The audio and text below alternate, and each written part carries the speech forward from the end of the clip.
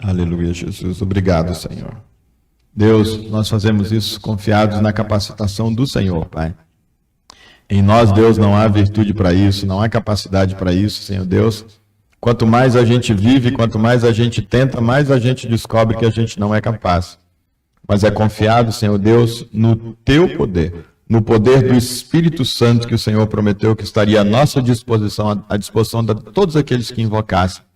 E nós pedimos então, Senhor, salva-nos de nós mesmos.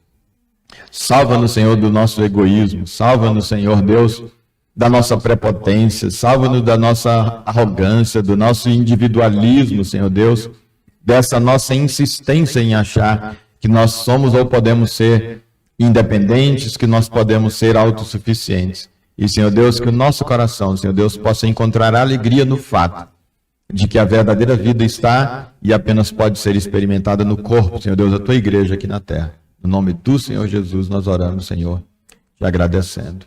Amém. Louvado seja o nome do Senhor. Então, esse texto, primeiro, deixa eu fazer a menção, fico muito alegre de ver alguns de vocês aqui, tá bom? Todos, mas alguns, pelo fato de ter convidado e tal, e fica aquela expectativa. Então, uma alegria muito grande, permitam-me não mencionar os nomes. Então, esse texto aqui é interessante. Jesus chega para os discípulos e diz para eles: o que as pessoas estão falando a meu respeito? O que esse diz? Esse diz que, em alguma medida, se Jesus está perguntando o que estão dizendo, é que Jesus sabe que estão falando sobre ele e sabe que, em alguma medida, isso tem importância. Há uma importância no que as pessoas falam a respeito da gente, e é por isso que Jesus disse: o que as pessoas estão falando a meu respeito? E aí, então, eles: olha, uns estão falando que o Senhor é João Batista, outros estão dizendo que o Senhor é Elias, outros estão dizendo que o Senhor é Jeremias, outros estão dizendo que o Senhor é um outro profeta qualquer.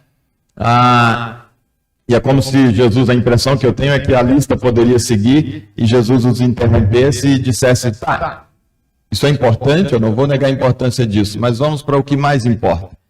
E é como se então Jesus, então, com essa pergunta, é isso que ele estivesse dizendo. Ele diz: tá, mas e vocês? O que vocês dizem ao meu respeito? Quem eu sou para vocês? Como é que vocês me veem? Isso nos ensina algo muito importante para a vida da gente. Antes ainda de eu começar a falar a respeito da minha história, estou meio boicotando, né? Não, brincadeira.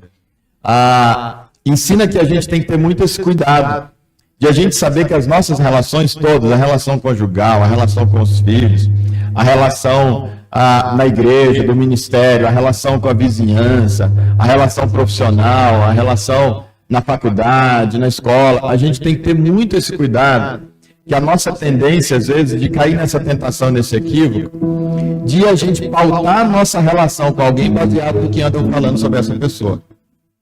Isso é muito importante a gente ter esse cuidado, porque a gente pode cair em dois perigos muito grandes. A gente, na verdade, se entrega demais para uma relação baseada nas credenciais que alguém apresentou para a gente, um terceiro, sobre essa pessoa, e a gente se entrega num primeiro momento mais do que devia. A gente se dá mais do que devia, a gente confia mais do que devia, porque, nossa, falaram tão bem sobre essa pessoa, e a gente vai lá e mergulha de cabeça. É um dos extremos que a gente pode cair. E o outro equívoco é a gente, às vezes, se priva de determinadas relações, ou se priva de determinadas entregas, porque a gente já ouviu falar muito mal a respeito daquela pessoa, e a gente já vem para uma relação cheia de bloqueios, cheia de resistências, e aí isso impede também, às vezes, a gente o contrário. Às vezes tinha tanta coisa boa daquela pessoa para a gente usufruir naquela relação, mas como a gente está cheio de preconceitos, e a gente está, então, cheio de amarras, cheio de resistências, a gente acaba deixando de usufruir muito daquilo. Como disso vai acontecer em todo tipo de relação, e que você possa ter isso em mente, embora com esse muito pouco tempo que eu digo isso apenas como uma introdução, para você levar isso para a sua vida. Quanto mais você leva isso para a sua vida e para as suas relações, tanto mais abençoado você vai ser, e tanto menos você refém você vai ser desse equívoco também. Então isso é muito importante.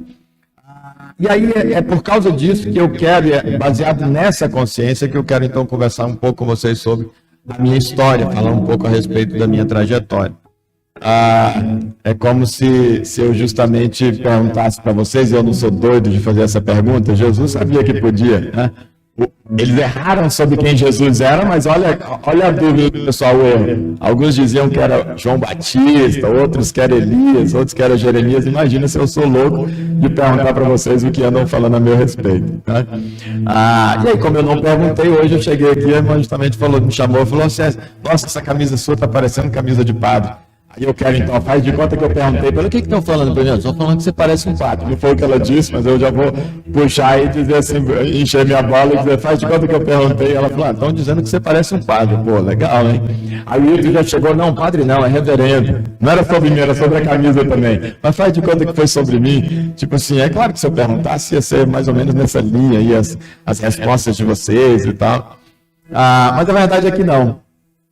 Eu sei que tem muitos de vocês têm uma estima muito boa comigo e é por isso que estão aqui, mas há outros que ou não estão aqui ou alguns que estão aqui que têm alguma resistência em algumas partes e ouviram algumas coisas também a meu respeito que não condizem com a verdade. Às vezes você tem uma imagem ruim a meu respeito, talvez por causa do que você ouviu a meu respeito. Eu tenho duas notícias para você a respeito disso. Primeiro, não é verdade essas coisas ruins que me falaram a meu respeito, tá? Eu não sou essa pessoa ruim que de repente tenham me pintado para você. Graças a Deus pintaram errado, porque eu sou pior do que essa pessoa que andaram pintando. Então não tenho nem como achar muito ruim sobre uma certa hora de às vezes de repente falarem mal de mim. Porque a verdade é que eu sou pior do que aquilo que as pessoas me pintam de mal. Eu tenho consciência disso. Mas a outra também notícia que eu quero para vocês não é verdade concretamente alguns dos pontos que às vezes andam me pintando aí. Eu sou pior do que isso, mas a pintura também, e aí, para meu conforto, a parte muito ruim que pegaram, eu ainda consigo fazer alguma defesa a respeito, algum contraponto a respeito, e é isso que eu quero fazer. Mas de verdade, eu não estou sendo hipócrita, não. Eu sou pior mesmo do que o que me pintam, tá? Tem um texto muito interessante, salvo engano, em Eclesiastes, tenho quase certeza que é Eclesiastes, Salomão vai dizer, não fiquem atrás das portas ouvindo os que as pessoas estão falando a respeito de vocês. Em outras palavras, é como você diz, não fica perguntando o que estão falando de você, não fica bisbilhotando, está falando de mim aqui, ou alguém que diz, chega no telefone sem fio, diz, olha, estão falando não sei o que de você. Não procura esse tipo de informação, não fica atrás desse tipo de informação, e não dê muita bola se você acabou ouvindo que as pessoas estão falando mal de você. Ele diz, por quê? Ele fala, porque você sabe quantas vezes você também falou mal de tanta gente. Sim. Eu sei que falam mal de mim, eu também já falei mal de tanta gente, eu não tenho nem direito de questionar isso, né? E, então, assim, a gente, como eu falei, tem importância, que foi a primeira coisa que eu falei, o que as pessoas falam sobre a gente tem importância. Só que é as coisas no seu devido lugar. Existe algo que é mais importante, que é o conceito das pessoas que se relacionam com você, o conceito que elas têm concretamente de você, tanto das suas virtudes quanto dos seus defeitos, e ainda assim entendem que apesar dos seus defeitos, você tem virtudes que compensam que vocês continuam caminhando, que apesar dos seus defeitos, você não se conforma com esses defeitos, você está procurando melhorar e etc. Então é colocar essas questões no seu devido lugar. Então, quando... A bateria, nada, esbarrou. Quando eu fui gerado, eu me lembro perfeitamente, eu estava na barriga da mamãe, e assim, foi um negócio muito bonito. Eu fui criado de uma maneira assombrosamente maravilhosa. Não sei, não é porque eu estava lá, é Deus que falou isso, né? Eu acho muito legal esse salmo que diz que, de maneira, quando nós ainda éramos uma substância informe, Deus nos viu sendo formados de uma maneira assombrosamente maravilhosa.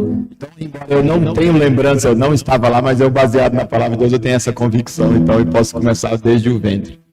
Eu fui formado no ventre da minha mãe, desde que eu ainda era uma substância informe, não tinha formato de nada ainda, não tinha cara nem de bebê, de feto, de nada, e eu fui formado de maneira assombrosamente maravilhosa. Já começa por aí. Quem eu sou começa por aqui. Eu sou aquilo que Deus determinou que eu fosse, eu sou aquilo que Deus escolheu que eu fosse, eu sou aquilo que Deus projetou que eu fosse, é isso que eu sou. apesar de todo o resto. Que não diz quem eu sou. Todo o resto diz quem eu não sou. Quem eu não estou sendo. Em que medida eu não estou sendo, mas o que eu sou é um ser que desde a sua origem foi feito de maneira assombrosamente maravilhosa. E todos os dias da minha vida a palavra de Deus diz que estão desenhados, que estão escritos, toda a história da minha vida Deus escreveu. Ele que tem planos maravilhosos a meu respeito, planos de me fazer o bem e não de me fazer o mal. Este é quem eu sou, e eu sou desenvolvido desde o ventre ali da minha mãe. E, óbvio que eu não vou ter lembrança, mas eu chego então aos meus 10 meses de idade. A primeira coisa marcante, a segunda coisa marcante, a primeira é a forma como eu fui criado, né? Formado. Mas a segunda coisa marcante que eu tenho na minha vida, que me vem à memória, é justamente esse de quando eu tinha 10 meses de idade. Embora eu não tenha lembrança disso, a minha memória do que me contam, eu crio uma memória na minha cabeça, eu consigo me imaginar. Mamãe dizia que eu estava começando a andar, segurando nas coisas, já com 10 meses de idade. E de repente, então, quando eu fui acometido de uma paralisia infantil, de uma poliomielite, né? E então, esse foi um momento muito marcante na minha vida que compõe, que integra a minha história. E o papai tinha um trabalho, pastor Júlio, né? O papai aqui no Gama Leste, eles tinham um trabalho ministerial extraordinário, eles tinham um trabalho de cura e libertação. E aí, o meu pai, então, é tomado de uma situação, um momento muito difícil, né? E ele conta que ele foi me visitar no hospital e eu estava ali amarrado as pernas e os braços para poder não contorcer. E ele olhava para mim ali e orando para Deus. E o papai confessa, coisa muito linda, que é bem a cara mesmo dele, essa humildade, essa transparência, a cara no bom sentido, né? Eu tenho intimidade com meu pai para falar a cara dele, né? É a imagem dele nesse sentido. E o papai muito honesto, muito transparente, justamente ele fala que ele então orando para Deus e ele dizia assim: Deus, se o Senhor não for curar o meu filho, então o Senhor pode levar ele. Não precisa deixar ele aqui com a paralisia, com as dificuldades, dependendo de ajuda, dependendo das pessoas, vivendo uma vida complicada. Então ele faz essa oração ali, mas ele diz, quando ele fala assim: Senhor, se o Senhor não for curar o meu filho, pode levar. Ele diz que dentro dele ele estava dizendo, na verdade, a frase: se o Senhor não for curar, mata e come. O ser humano, né, num momento desse de fragilidade, de tensão, e de repente de questionamentos em relação àquilo que está acontecendo, eu estou aqui me dedicando para Deus, eu estou consagrando a minha vida, eu estou servindo as pessoas na igreja, eu estou orando para que os enfermos sejam curados, para que as pessoas recebam o Espírito Santo de Deus, eu estou abrindo mão da minha vida aqui, e de repente você vem que tem toda a possibilidade de cuidar. Eu não sei se você que colocou, se você descuidou, e meu filho foi acometido desse negócio, mas não interessa o que é. Eu tenho tido a experiência, como se meu pai tivesse pensado nisso, né, nas entrelinhas. Eu tenho tido a experiência e sei que o Senhor é o Deus que cura. Eu tenho visualizado isso, experimentado isso. Então, se o Senhor não for curar, é porque não quer. Eu acho que por mim não devia nem ter permitido que isso acontecesse. Então, leva, mata e come, engole. Então engole também, se você não for curar. Essa fragilidade interessante que o papai coloca. Então, o Espírito Santo foi falando de maneira doce ali com ele, né? Meu filho, você não tem nenhum defeito? E ele diz: não tem, meu filho, você não tem nenhum defeito. Aquela voz mansa, e ele fica então quebrantado ali, e de alguma forma ele então recebeu uma resposta de Deus de que o filho dele haveria de andar, né? E ele então, aquilo conforta ele, deixa ele confortado em relação àquilo, que estava na vontade de Deus, que ele não precisava se preocupar com aquilo, e ele então, a convicção cada vez dele mais se alicerçando, de que Deus, esse Deus a quem ele servia, em nome de quem ele ministrava curas, esse Deus continuaria sendo o Deus que cura, mesmo que o filho dele, e enquanto o filho dele não fosse curado. Então, Deus trabalha no próprio meu pai essa questão a partir de uma experiência dessa, que a fé dele, a relação com Deus já passa para um outro nível, né? Não é mais circunstancial, não depende do que faz, não depende de Deus provar concretamente ali que ele é o Deus que cura dentro da minha casa e para as pessoas que eu mais ame, mas é que, independente disso, existe um fato que Deus cura. Eu não sei porque meu filho ficou assim, não sei porque meu filho está assim, eu não sei se ele vai curar e não sei quando vai curar. O que eu sei é, Deus cura, isso é um fato, e nada, nem o fato do meu filho estar assim, muda isso. A pessoa que tem essa experiência do papai, ela passa para um outro nível na relação com Deus, como eu, muito mais demorado, precisei passar. Eu também precisei justamente de, ao longo da minha vida, então eu li a Bíblia desde a infância, adolescência, e dizendo que Deus cura, que se você tiver fé, Deus cura, e que basta você ter fé, que até você pode transportar até um monte de um lugar para o outro. Se você tiver fé, uma pessoa que já não tem mais nem vida nela, e que já está ali há 3 dias, 4 dias morto, que você simplesmente, essa pessoa pode ressuscitar. E eu, então, muito cedo, eu comecei a entrar em crise. Essa crise do papai que durou ali alguns minutos, horas, não sei se dias, mas essa minha crise durou bons anos. Porque eu dizia justamente, tipo assim, eu não tinha a experiência que ele tinha, né? E eu pensava, então, não tem sentido para mim que Deus exista, tenha o poder que a Bíblia diz que tem e ame como a Bíblia diz que ama. Que as 3 coisas para mim não podiam coexistir. Se Deus existe e me ama como a Bíblia diz que me ama, então só se o poder dele gastou de tanta cura que ele fez e ele não tem mais o poder agora para curar minha paralisia.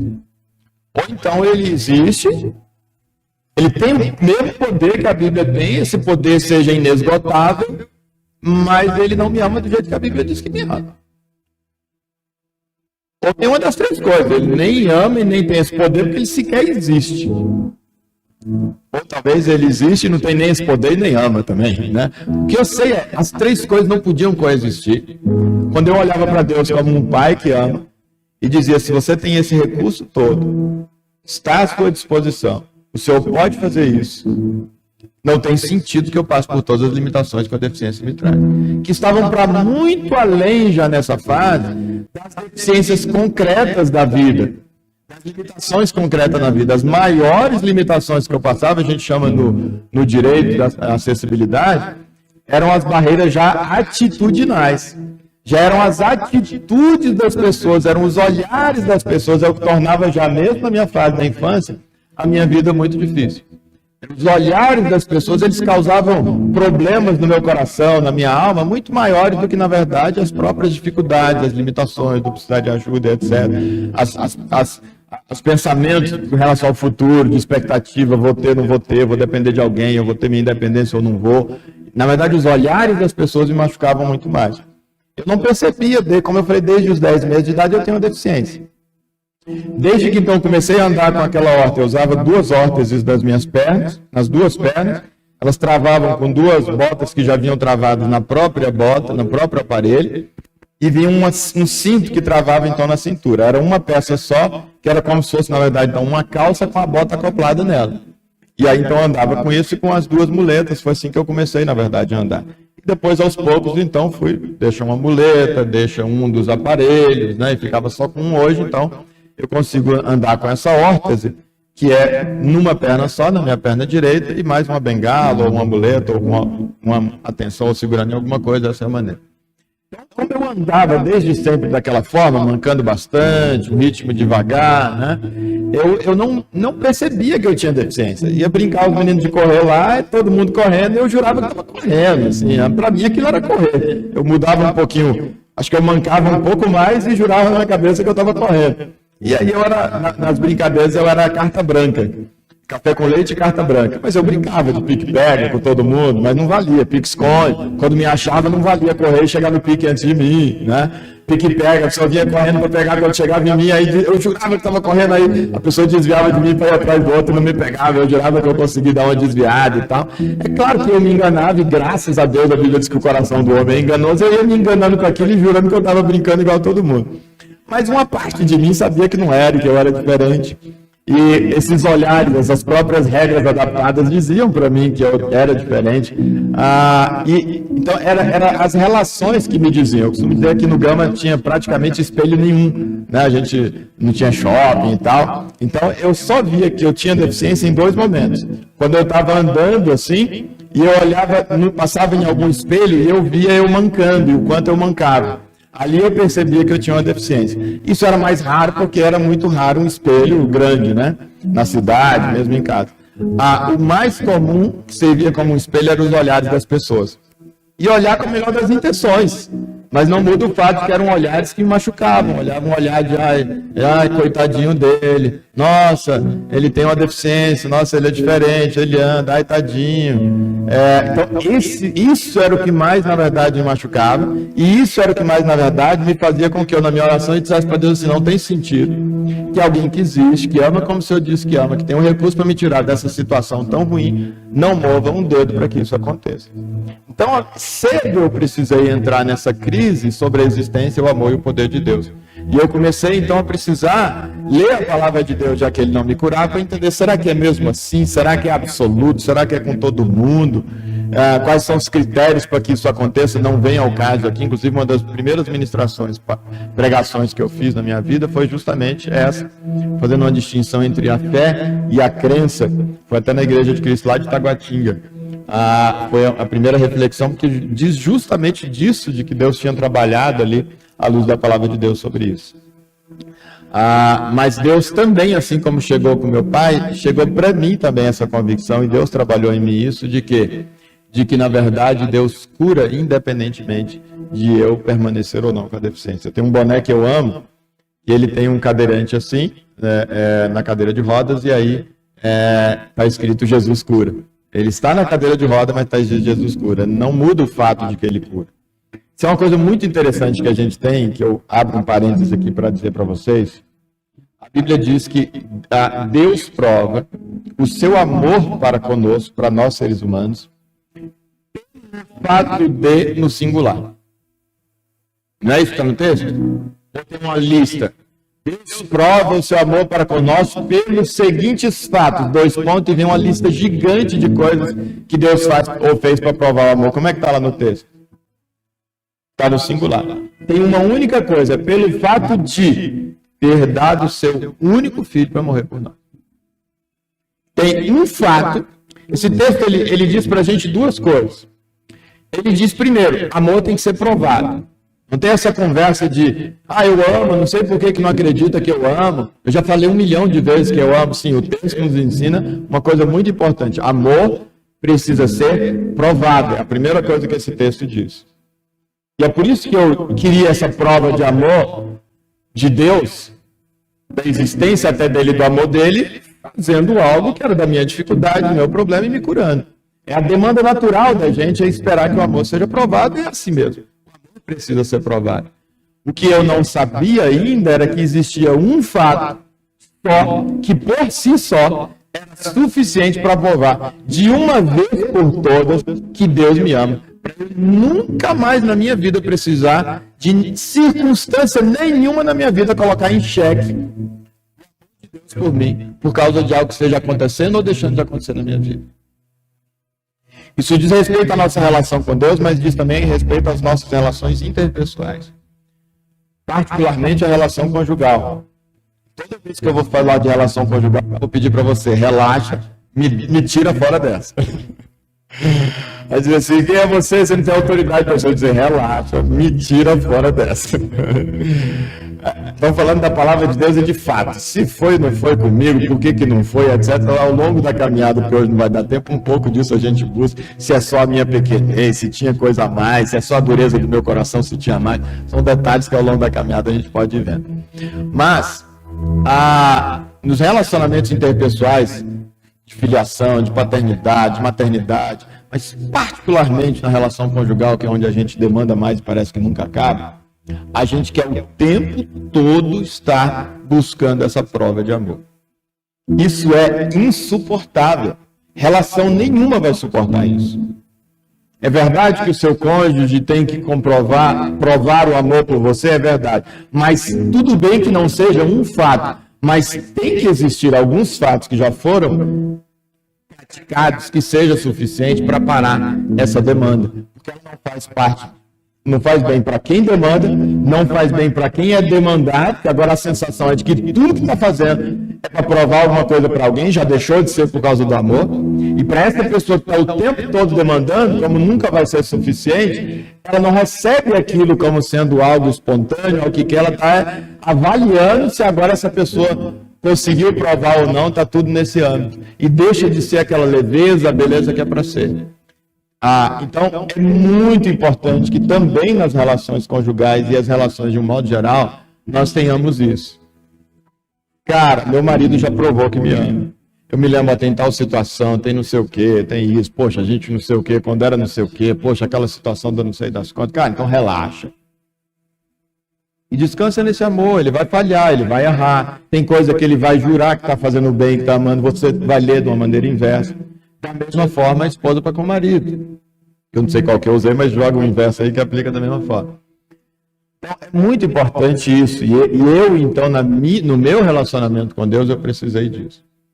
E Deus me deu, e é uma das coisas que eu louvo a Deus pela minha deficiência, eu já mencionei com vocês aquele dia que eu trouxe a mensagem aqui, mas me permitam, e eu volto e meia devo voltar nisso, porque é uma das coisas que me marcaram mesmo, muito.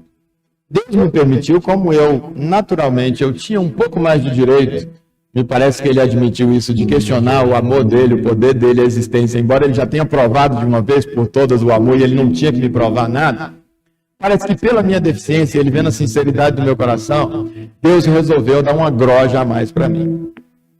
É a sensação que eu tenho, porque eu não vejo muita gente que tenha tido uma experiência dessa que eu tive com Deus.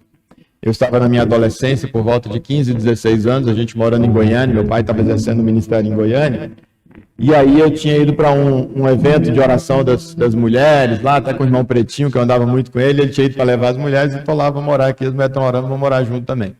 E eu estava ajoelhado lá então no chão, e curvado.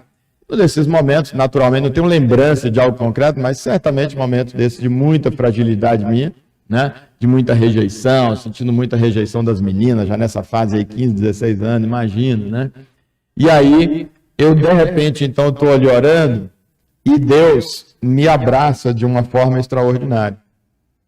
Eu não sentia abraços, mas eu chamo de abraço esse envolvimento, é abraço no sentido de um envolvimento.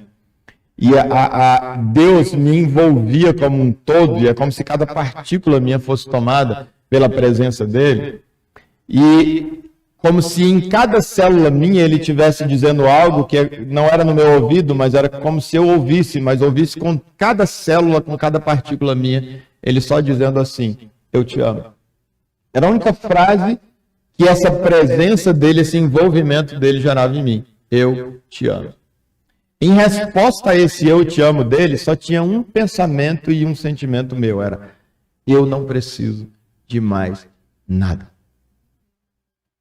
No minuto anterior eu tinha deficiência, nesse minuto eu tinha uma deficiência, e no próximo eu tinha certeza que eu ia continuar com a deficiência. Mas eu, com toda a força do meu ser, eu respondia para ele, e com toda a sinceridade e convicção, eu não preciso de mais nada. Eu só preciso desse teu amor. Eu só preciso do amor de Deus. É a única coisa que de fato nós precisamos. Então ele me deu essa grojazinha, essa provinha a mais ali, de que não é nada comparado realmente com a prova de verdade que é o fato dele nos ter dado. E eu entendo que foi um presente aí especial que eu recebi por conta disso. A gente está aí para buscar, e Deus, para outros que queira dar, né, a gente vai estar buscando, mas foi algo muito especial que Deus me deu. Mas fica esse desafio, antes de fechar então, e ao fechar esse parênteses, seja nas relações interpessoais de vocês, principalmente nas conjugais, porque é onde a gente demanda mais e a gente é mais demandado, quanto na relação com Deus. É verdade que o amor tem que ser provado, mas também é verdade que chega a um ponto e que já tenha sido suficientemente provado. E que a gente pode parar de demandar e apenas usufruir do fato do amor que já tenha sido provado. Seja de Deus para nós, seja do nosso cônjuge, dos nossos filhos, dos nossos pais e etc. Então, eu fui tendo essas experiências complexas e tal, e Deus então me deu essa experiência ali. Eu ainda continuei, ainda até os 26 anos de idade, eu ainda tinha problemas ainda, mesmo com esse encontro com Jesus de uma maneira muito especial, eu ainda tinha experiências ainda de complexos, que realmente foi no encontro que eu tive aos 26, 25, 26 anos de idade, foi que Deus realmente tirou de uma maneira completa o complexo de mim, e às vezes eu tenho que ter muito cuidado para não ir para o outro extremo, de me achar demais. Eu tenho que segurar a bola, eu tenho mais a tendência de ser metido do que complexado agora. A graça de Deus agora está tendo que me ajudar nesse outro extremo, né? Porque realmente é um nível de convicção de que é nada a ver o que a gente tem. Até o Luiz, quando eu chamei o Luiz para vir aqui, o Luiz é meu amigo, meu parceiro de tênis, e aí ele, justamente quando eu mandei o convite para ele da posse, aí ele falou, não, nós vamos sim. Ele foi lá naquele lugar que você fez o striptease, eu parei assim, eu fui. Quando eu justamente estava pastoreando aqui antes, eu tinha uma mensagem, eu tinha chamado o Luiz e ele veio, ele e a Ana. E foi uma mensagem justamente que eu não estava com a cadeira, eu estava com a órtese, não era, Luiz? Estava na cadeira? Aí eu estava então com o terno aqui, estava terno e gravata, não estava? Possivelmente que a minha memória é essa. Estava de terno e gravata? Possivelmente porque a minha ideia quando eu pensei na mensagem era essa. Então, e aí eu fui então para dessa ideia de que nós não somos esse monte de coisa que a gente cria em volta da gente, como se a gente fosse aquilo, não lembro direito, mas essa era a ideia. Então eu fiquei, óbvio, de uma camiseta e um shortinho por baixo, né, striptease, mas esse foi o limite. E aí então eu fui tirando a roupa, não sei se mais alguém lembra de alguém que é daqui, o Luiz que veio, lembra de Margar? E aí então eu fui tirando, dizendo, eu não sou esse terno, eu não sou essa gravata, eu não sou essa camisa aqui, né? Então eu não sou o cargo que eu tenho, eu não sou o carro que eu tenho, eu não sou a imagem que eu passo para as pessoas, eu não sou essa minha maneira de falar, o que eu sou é alguma coisa que está dentro, escondido atrás de tudo isso e que é um negócio que é a minha essência, é isso que eu sou. E essa essência que eu sou, de fato, ela acontece onde? Em Deus. Quanto mais alicerçado em Deus, tanto menos eu caio nesse equívoco de confundir quem eu sou em Deus, de quem essa imagem que eu crio para apresentar para as pessoas de que eu seja. E quanto mais alicerçado nele, que é absoluto, meu absoluto, quanto mais alicerçado nele, tanto menos as adversidades da vida, as dificuldades, as questões financeiras, tanto menos elas sejam boas ou ruins, elas vão trabalhar uma imagem equivocada a meu respeito. Para eu ter uma arrogância em relação aos outros, para quem eu acho que eu sou melhor perante quem, ou de me sentir menor em relação àqueles por causa de determinadas circunstâncias, eu acabo me achando que sou menor. Então, isso foi algo muito, muito importante que justamente Deus me ensinou sobre essa presença dele, sobre essa essência dele. E foi quando ele então me mostra que é na essência dele em mim, e que o que eu sou nele. E fora dele é que eu não sou nada, independente do quanto eu possa conquistar e aparentar, fora dele eu não sou nada. Da mesma forma que nele eu sou absoluto e sou absolutamente, porque ele é absoluto, independentemente de tudo de ruim que eu possa ter, de tudo de fragilidade que eu possa ter, de tudo que eu possa ter de aparência ruim, de leituras ruins em relação às pessoas. Aí entra aquela poesia do Papai do Ser, sem ter, deixa de ser um problema. O fazer e o ter deixa de ser algo realmente para o que me identifica, embora as pessoas possam até e tendem a fazer isso, mas esse olhar das pessoas querendo julgar quem eu sou a partir do que eu tenho ou do que eu faço, deixa de ter relevância justamente por causa da minha consciência de que o que eu sou em Deus, que é absoluto, e o olhar e o conceito das pessoas, embora importante, ele é secundário e ele não vai chegar a me abalar, né? Então, a gente vem vindo nisso daí, passa por essa fase, eu chego então na fase dos estudos, eu tive... Que hora que são aí, hein? Meu celular ficou ali. 8h20. Eu tive algumas experiências também que foram... que são importantes? Por exemplo, vou voltar um pouquinho. Desde pequenininho, eu não lembro com que idade, mas desde criança, adolescente, eu me lembro da minha mãe falar assim para mim. Isso eu acho importante em termos de credenciais, de carteirada para dar para vocês aí sobre a nossa caminhada, né? Para usar uma expressão de brincadeira. A mamãe, desde que eu sou criança, ela fala assim, meu filho, você vai ser missionário. Porque quando você era pequenininho, Deus mostrou para a mamãe você na frente de uma multidão muito grande. Então você vai ser missionário, pregando para uma multidão muito grande. Então você vai ser missionário. Então tinha que ser palavra de Deus mesmo, porque é um dos critérios para a gente saber. Naturalmente, aquele pensamento, sentimento que você tem, um dos critérios é natural você pensar nisso? Não, é um pensamento que está na contramão de tudo. Nossa, então existe uma chance grande realmente de ser Deus. De todos os meus irmãos, o último que era para a minha mãe ter tido esse pensamento, e a sensação era sobre mim. Ainda mais quando se falava em missionário, se hoje já é complicado o campo missionário em termos de acessibilidade, você imagina naquela Não, pai. Então, mesmo hoje que já é difícil, então, eu que, na verdade, a sensação geral é de que eu ia depender das pessoas, que eu ia depender de ajuda dos familiares. Você imagina, então, você joga a pessoa não de alguém que é dependente, mas que passa a ser referencial, que você tem uma multidão de pessoas para quem você está pregando e ajudando. Então, missionário foi na cabeça dela, porque a sensação que se tinha de alguém que pregava com uma multidão muito grande era missionário, mas é essa a ideia, na verdade, de compartilhar a palavra de Deus, que pode incluir ou não, né? Bom demais se for realmente, literalmente missionário e eu for para lá. For para o campo, literalmente. Mas, então, eu tenho esse chamado desde pequeno, e eu estava desenvolvendo ministério lá no Veredão, por exemplo, com o papai, alguns de vocês estavam também congregando lá e exercendo ministério lá. E alguma vez que eu já casado, e aí chamam à frente lá, um pastor, isso é peruano, né? Ele, Javier, né? E aí ele então chama lá na frente para fazer um apelo e tal, de um determinado desafio que ele fez em relação à mensagem. Eu não me lembro o que era, e fui à frente, eu estava nesse canto esquerdo aqui, e ele então vem e começa a orar em mim, né? Começa a orar em mim.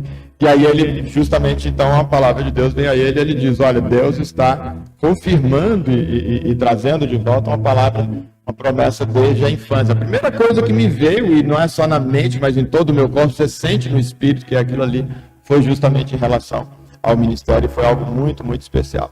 E a gente está desenvolvendo o ministério ali com o papai no Veredão, escola de líderes, e era supervisor espiritual nos encontros, volta e meia pregando também na própria administração principal ali, no culto principal e etc.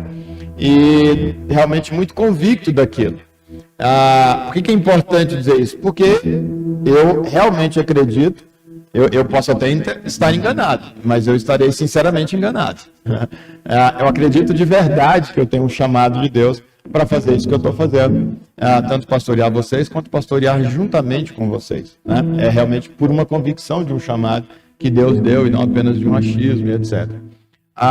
E aí, uma outra particularidade interessante nessa história que tem, eu cheguei uma vez com meu pai, porque eu estava na época assessorando no Ministério Público, eu tinha sido técnico no Ministério Público, depois analista no Ministério Público, e aí eu estava então numa situação que quando eu tinha feito um compromisso com Deus, que também é importante, que eu ia passar 2 anos sem estudar para concurso. Se Deus abençoasse, e acredite, não era uma barganha, não vai dar para eu detalhar aqui para a gente não levar tempo, mas tinha todo um contexto. Eu fiz um compromisso com Deus, se eu passasse no concurso de analista, naquele concurso que estava aberto, ainda estava terminando a faculdade, se eu não passasse naquele momento, eu ia ter que passar mais 2 ou 4 anos estudando para o mesmo concurso. Eu falei, Deus, se eu antecipar isso daqui, não era uma barganha, era só um compromisso meu que eu estava dizendo para mim, então, que ao invés, já que eu ia economizar todo esse tempo, eu não ia usar esse tempo para mim, eu ia usar esse tempo para o ministério, e eu ia então passar os próximos 2 anos, que seria o mínimo de estudo a mais que eu teria para o próprio concurso de analista, dedicando para o trabalho ministerial.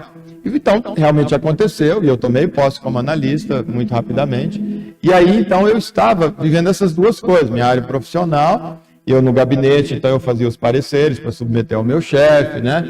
Enquanto eu estou estudando ali para fazer os pareceres, embora eu não estivesse estudando para concurso, mas o contato com a matéria jurídica, eu era tomado de uma satisfação, uma alegria, um gozo tão grande que parecia vocacional. Eu tinha a sensação de, assim, literalmente, cara, é isso que eu quero para minha vida. Era coisa do direito, era a Constituição, é direito penal, é isso que eu quero para minha vida. Mas de repente eu estava também ali preparando uma mensagem, ou preparando um estudo para a escola de líderes e tal, ou para uma administração para o encontro, e eu estava ali preparando, e não era quase igual, é estranho, mas era exatamente o mesmo nível de gozo e de prazer no meu espírito. E eu dizia, cara, é isso que eu quero para minha vida, no mesmo nível. E aí eu tive que chegar, claro, para o meu pai e falei, papai, eu estou com um problema sério, e eu preciso que o senhor me ajude. Como é que eu vou saber? E contei essa história para ele, e dizia igual, a sensação é a mesma. Eu disse, como é que eu faço para saber o que é que Deus tem para minha vida? Se é essa coisa ministerial ou se é uma carreira. E meu pai, muito sábio, ele vem e diz para mim, meu filho, não necessariamente uma coisa ou outra. Deus pode justamente ter para você como propósito que você possa caminhar nas duas áreas. A sua própria carreira possa ser justamente um ministério. E você pode justamente alcançar pessoas na sua carreira que o papai nunca vai ter acesso, nunca vai alcançar. Aquilo trouxe uma paz no meu coração, uma tranquilidade. Eu digo, pronto, é isso. E realmente, desde então, é assim que tem sido. E quando termina, então, os 2 anos desse período, estava terminando, alguém fala comigo sobre o concurso de defensor público. E aí, eu fui fazer os cálculos e eu falei, eita, pega. Se for considerar o tempo que eu fiz o combinadinho com Deus, faltando 6 meses. Não, já deu tempo agora. Se for de quando eu tomei posse, está faltando 6 meses. Eu fiquei pensando comigo, e agora? Será que eu vou conseguir forçar uma interpretação aqui? Porque é com Deus, né? Se for por aqui, será que eu vou conseguir uma interpretação para trabalhar que é desde o compromisso que a gente fez? Até porque eu já estava trabalhando no ministério e tal. E eu fiquei ali com os meus botões pensando, não estava literalmente perguntando para Deus, até porque eu não imaginava que ele ia me responder. Eu nem cogitei de perguntar para ele, eu estava tentando ver como é que eu chegava nessa conclusão. E aí eu estou, então, um dia lá na varanda da casa da pastora Nédia. E aí, a mãe da Fernanda, e aí, então, a avó chega e passa por mim assim, eu estava na cadeira de balanço, e ela falou assim, meu filho, você está perguntando um negócio para Deus, né? E eu, aí lembrei disso, eu falei que ele tô mesmo, mas tem uma pergunta, mas eu estou com a dúvida. Eu falei, tô. Aí ela falou, Deus está dizendo que vai te responder essa noite. Aí ela falou, em sonhos. Como ela falou em sonhos, eu sabia que essa parte era parte humana, porque eu sabia que eu ia passar aquela noite numa vigília. Então, tudo bem que a gente cochila na vigília, mas eu achava muito pouco provável eu dormir, ainda mais que já tinha dito que Deus ia falar, aí que era difícil eu dormir mesmo, né? Mas, então, a minha sensação foi que o sonho foi humano, e eu tinha certeza que Deus ia falar sobre isso comigo na vigília. E, de fato, ele falou, não vou detalhar como foi, de uma maneira muito legal, muito clara, que Deus então falando, a ponto de depois do meu concurso, na hora depois da prova oral, algo que aconteceu nessa palavra que Deus estava dando, para ser a cereja do bolo que nem precisava, Deus faz aquilo na minha prova oral, só para deixar assim, bem dar aquele retoque final ali naquela coisa dele, e foi algo então extraordinário. Então eu venho desempenhando a minha carreira na Defensoria Pública com essa consciência de ministério. Paralelamente, então pastorei a igreja aqui no Gama Sul, né, papai? Depois o pai já tinha saído de lá, algumas pessoas da família saíram e não estavam mais então congregando, e o papai e algumas outras pessoas da família disseram, puxa vida, vamos abrir um trabalho lá, o Emerson tem como pastorear, o pessoal ali da família que não está sendo pastoreado, não está congregando, e eu falei, vamos embora. E aí realmente foi quando a gente começou o trabalho aqui, e depois então, em razão, que não é o caso da gente detalhar aqui, mas para tentar justamente salvar então o meu casamento à época, uma das coisas que eu fiz foi começar a me afastar das atividades da igreja para ir aos poucos outras pessoas assumirem, porque eu entendi que estava tendo o fato de a família estar muito dentro da minha casa, estava gerando algumas questões ali, não que a família seja um problema, e também não estou dizendo que a minha esposa era o problema, não estou dizendo nada, só estou dizendo no bar. E fato é que então as situações, eles diziam, para eu salvar meu casamento, dar esse recuo, esse contato, e já que a família, a igreja era a família, então passava por isso aí. Me lembro que lá na casa do tio Borges, inclusive, eu falei com duas das pessoas que eram da família e da igreja, falei que ia fazer esse recuo estratégico, comecei então a fazer. Mas nunca parei de pastorear. E eu então estava já defensor público na Santa Maria nessa época, e eu sempre com a consciência, o material que eu estava trabalhando aqui na época, que era para ser 4 apostilas, para a gente usar na escola de líder, na escola na escola bíblica. Então, eu acabei que continuei trabalhando esse material e eu chamava os colegas de trabalho para a gente ir tomar um café, para estudar a palavra de Deus junto, orava por eles, assim, ia tentando ter um discernimento de alguém que podia ter ali alguma brecha para poder chegar com esse convite da gente tomar um café e começar a estudar a Bíblia junto. E sempre que eu percebia alguma coisa ali, a gente tinha. O Fábio, inclusive, é um amigo desse que a gente teve já bons aninhos, né, Fábio? Ele estava colaborando na Defensoria Pública também lá, e aí então a nossa amizade, ele de repente surge uma coisa numa situação na vida dele, que opa, deixa eu pegar isso aqui como uma brecha, chamei pra gente ir tomando um cafezinho, e esse cafezinho, como eu disse pro Thiago hoje de manhã, esse cafezinho vem vindo e até hoje nunca mais acabou esse cafezinho, né? E então tem sido dessa forma, várias pessoas ao longo desses em torno aí de 14 anos passaram por esse grupo nosso. É um grupo de comunhão informal, às vezes na minha casa, na casa de uma outra pessoa, numa praça, sempre em grupos, às vezes pessoas com religião, pessoas sem religião, tinha no nosso grupo às vezes católicos, tinha pessoas espíritas, a gente sempre buscando na verdade o que é essencial, da essência e coincide de quem está naquele grupo e não aquilo que diverge, e deixando que Deus trabalhasse em um e outro de acordo com os planos dele. E algumas pessoas então passavam, iam, e outras ficavam, e tem sido então, eu nunca deixei. Por que eu estou dizendo isso? É importante, porque muitas vezes pensa, o Emer abandonou o ministério, vai lá, os olhinhos encheu com um cifrãozinho, eu vou ganhar dinheiro, esse negócio de ministério deixa para lá, e de repente ali o Emer viu, quebrou a cara, e agora ele vem aí com o rabinho entre as pernas agora para poder voltar a desenvolver ministério. Eu faria sem nenhum problema, não que seja problema, e seria lindo se fosse dessa forma, só que não foi. De fato, eu venho desenvolvendo paralelamente o ministério nesse período, com essa consciência da minha vida disso, sempre com todas as minhas falhas, e as pessoas que me são mais próximas sabem um pouco mais dessas falhas, mas fato é, sempre apesar delas e com a consciência de que eu tinha que viver uma vida de testemunho para que, em surgindo as oportunidades, eu pudesse compartilhar Jesus, e não apenas o conteúdo de Jesus, mas de verdade a vida, a pessoa de Jesus, com essas pessoas que eu pudesse. E aí então chega essa fase agora, onde eu volto para esse formato. As pessoas que por todos esses anos estiveram comigo sabem que eu nunca eu tecia críticas sobre a religiosidade, a religião, como eu vou continuar tecendo aqui. Não é porque está dentro ou fora, é fato. Existem críticas a serem feitas. Mas as pessoas de lá sabem que eu nunca fiz num tom, uma ideia de que aquilo é um erro, que as pessoas que estão congregando dentro de uma região seja errada, a gente que era o certo, e que Deus me livre, eu nunca mais volto para aquele antro. Fábio sabe muito bem disso, quem esteve com a gente sabe, o Wilton em algum momento esteve com a gente lá no início, a Marta só o períodozinho final, aí já é mais claro que eu não ia verbalizar isso, mas é fato que eu nunca tive, pelo contrário, eu não tenho nenhuma resistência, pelo contrário, se Deus tiver isso para mim, ótimo, vai ser bom demais, porque tem os lados bons de um lado e os ruins, e do outro também tem o lado bom e o lado ruim, e é tudo bênção. Então, Deus tem para mim, esse novo momento de agora disso, esse novo formato de ministério, que tem muita coisa boa dessa experiência de lá para trazer, e não só muita coisa boa, mas também muita gentinha boa, que tem alguns desses que até tiveram com a gente e que já têm acenado positivamente, dizendo que vão também estar aqui com a gente. Tem outros que não vão estar, mas vão continuar sendo também individualmente pastoreados por mim. Mas então é importante para vocês saberem que não foi isso. Eu não teria nenhum problema, e seria uma beleza diferente apenas.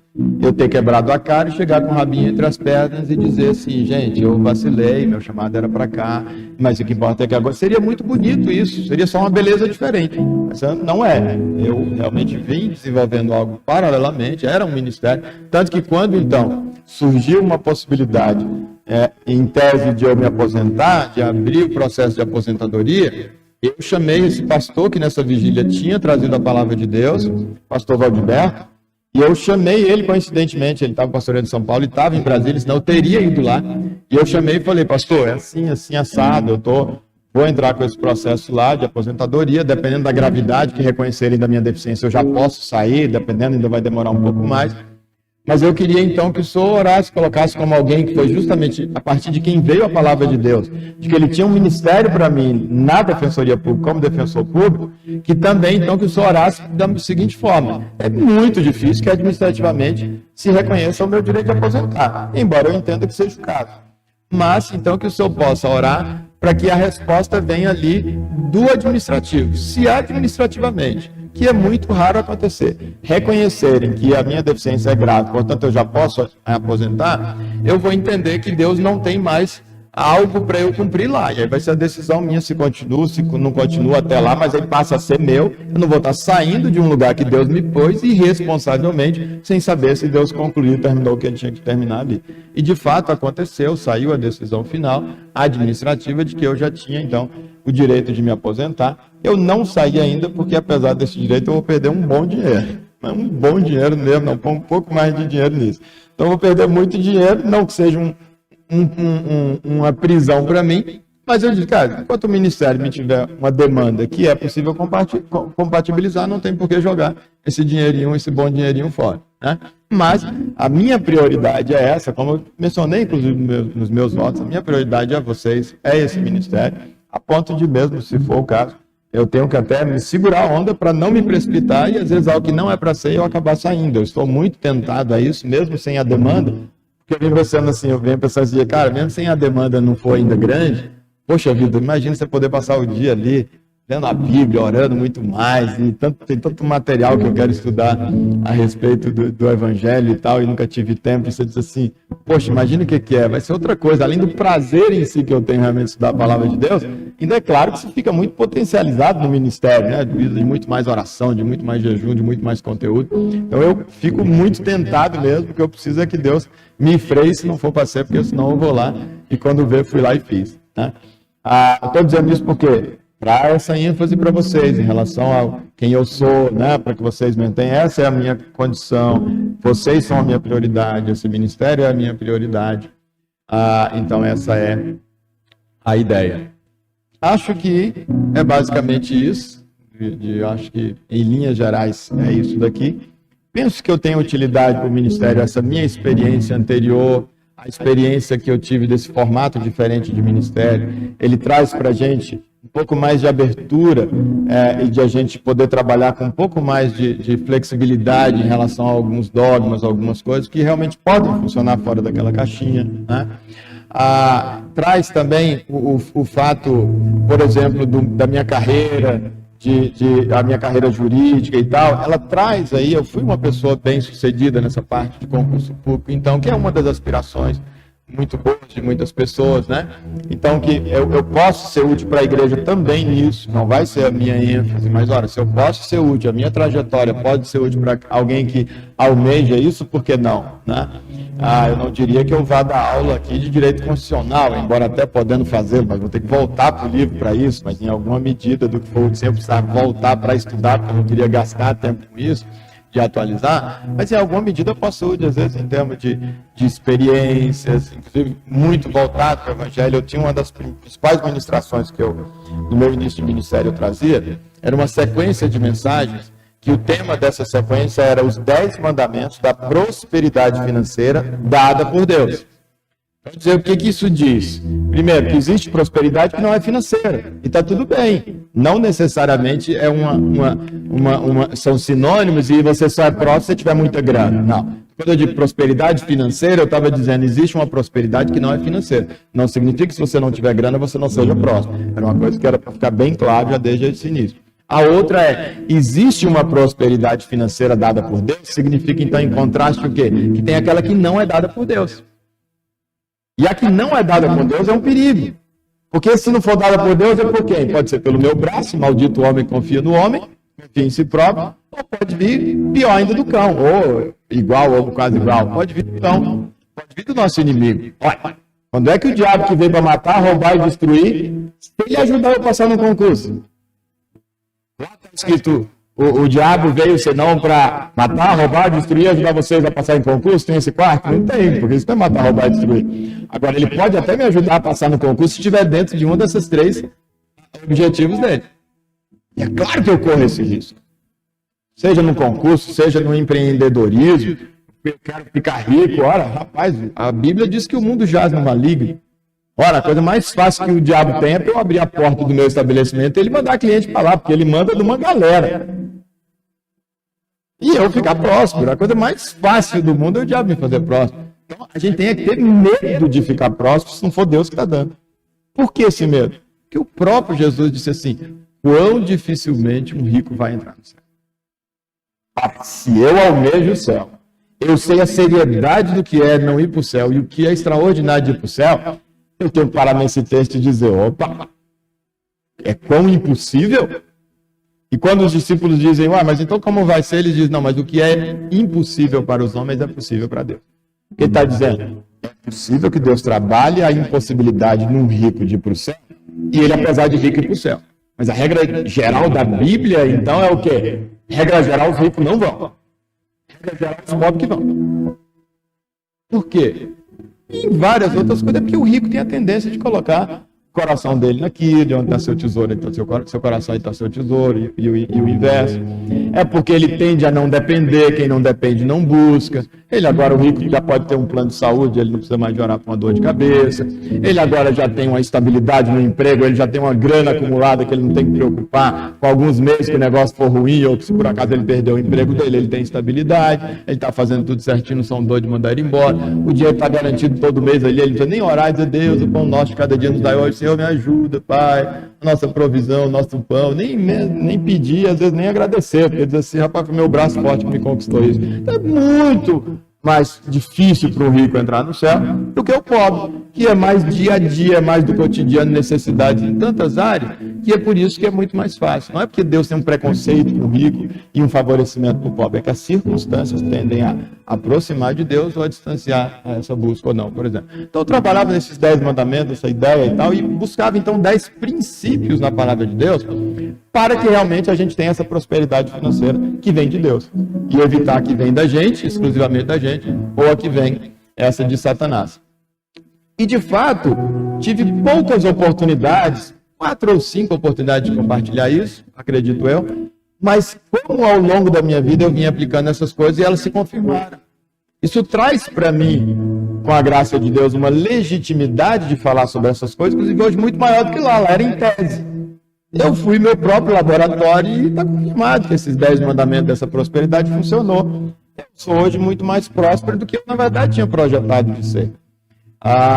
Então, eu posso, com vocês que estão nessa fase de ainda plantar para colher lá na frente, alguns de nós já foi, o que tinha que plantar já plantou, né? Eu não tenho ilusão, o que tinha que plantar eu já plantei. Tem gente que não, está na fase ainda de plantar, então vai lá e está plantando. Eu tenho, acredito eu, legitimidade também para ministerialmente, para poder ajudá-los também nessas questões, ou aqueles que já passaram, os filhos de vocês que estejam nessa fase, ou os amigos de vocês. Acho que é algo que a gente pode contribuir aqui, o Gama Sul, essa região aqui, mais aqui em princípio mais carente aqui do Gama, né? Onde a gente pode, então, ter estratégia de estar abençoando essas pessoas ali, paralelamente ao conteúdo da Palavra de Deus também, estruturalmente para a vida, para elas poderem estarem melhorando a condição delas, etc. Então, acho que também nisso eu acredito que tem essa legitimidade, com a graça e pela graça de Deus, de poder também estar servindo a igreja nisso, né?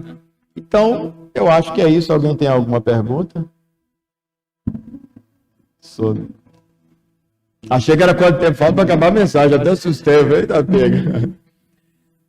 Eu preciso realmente calcular para efeito de paridade e tal, mas é possível que uns 10 anos ainda assim, que salvo engano, a minha situação seria 60 anos de idade.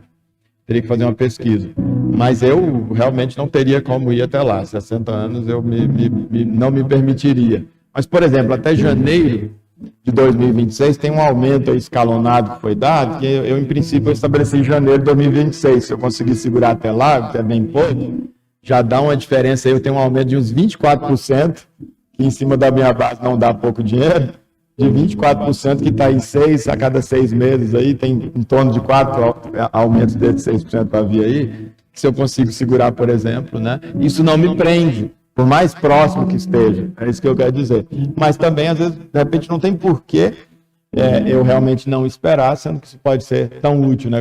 Eu não preciso disso, eu não preciso realmente dessa diferença, eu não posso usar essa diferença para mim, porque eu já ganho muito mais do que eu preciso hoje. Agora, será que por causa disso eu posso ter a irresponsabilidade de simplesmente abrir mão?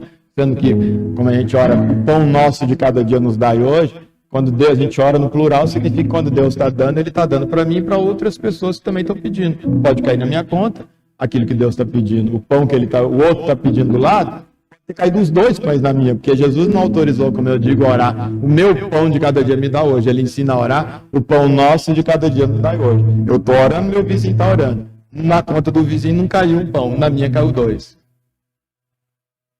A gente pediu no plural, caiu mais do que eu preciso, a ideia é o quê?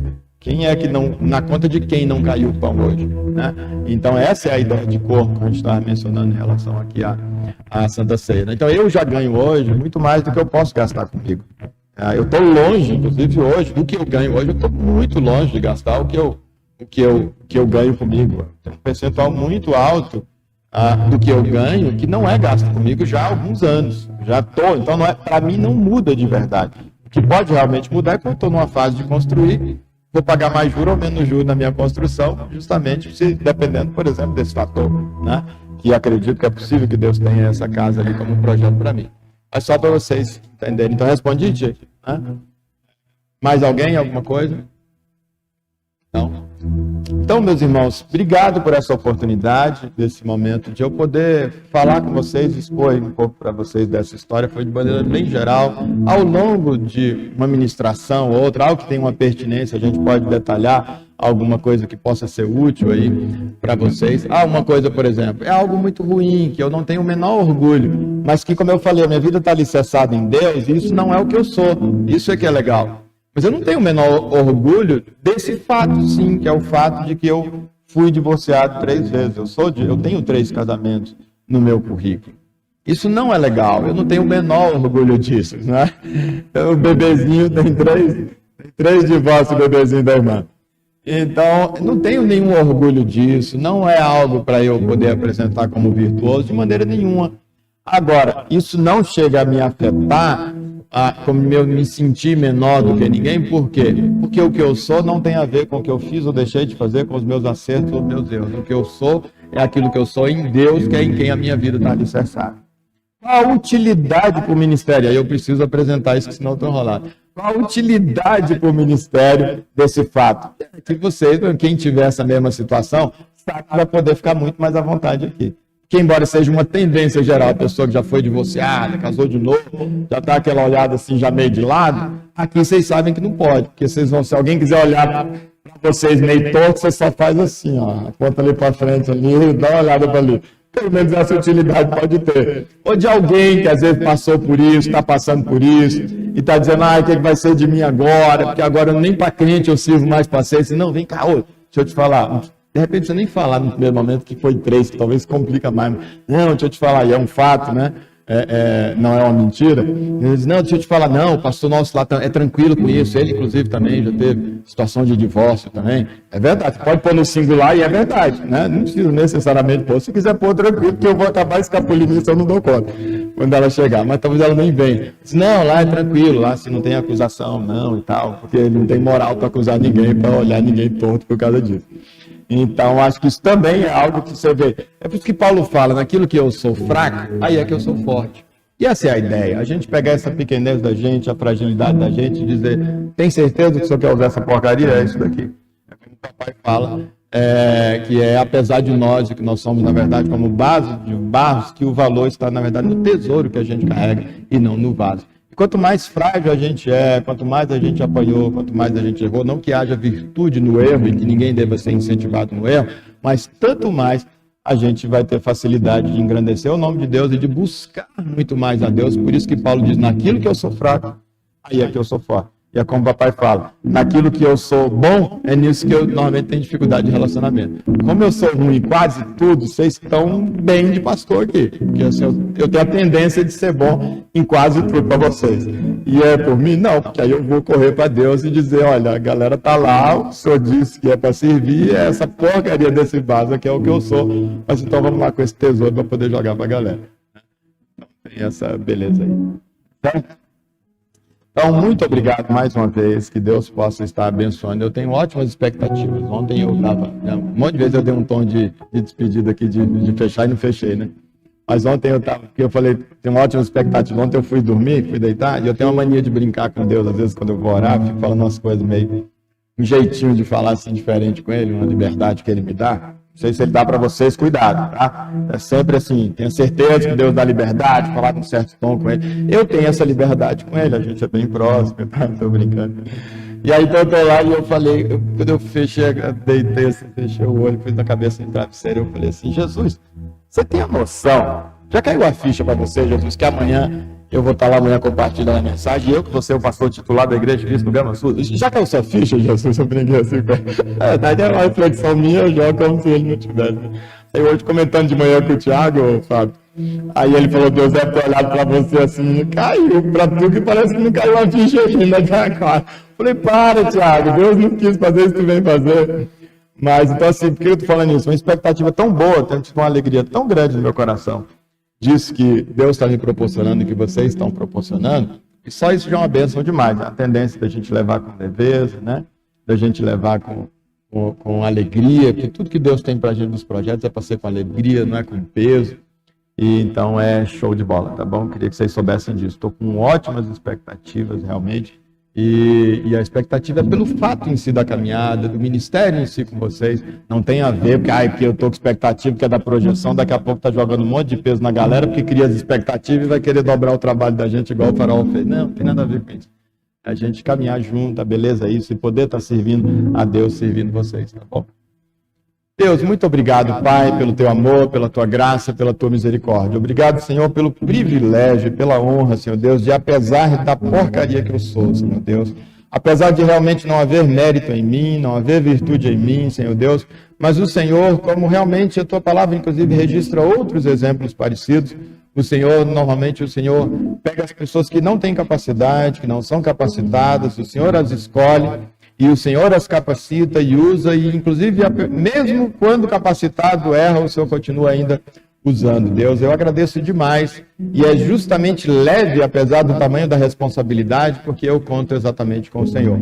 Pai, que essa minha história, compartilhada um pouco da minha história aqui com o meu irmão, com a minha irmã, Senhor Deus, que possa achar um lugar no coração e na mente deles, que possa ter utilidade para a vida deles, Pai querido, de maneira que mesmo as partes ruins e as coisas ruins que eu passei na minha vida, que possam de alguma forma, Senhor Deus, produzir fruto na vida do meu irmão e da minha irmã.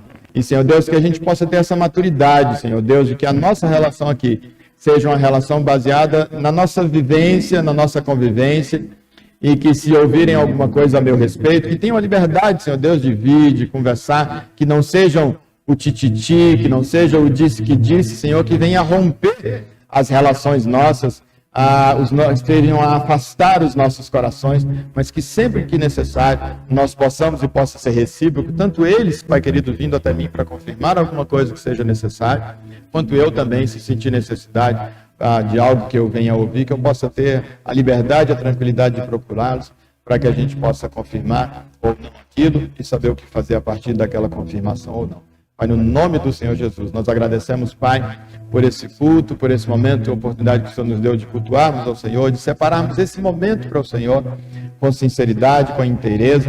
E, Senhor Deus, eu quero, na autoridade do nome de Jesus, abençoar a vida de cada um dos meus irmãos que estão aqui. Pai, a Tua palavra não me autoriza, Senhor Deus, a ministrar bênçãos e a Tua provisão para eles por toda a semana.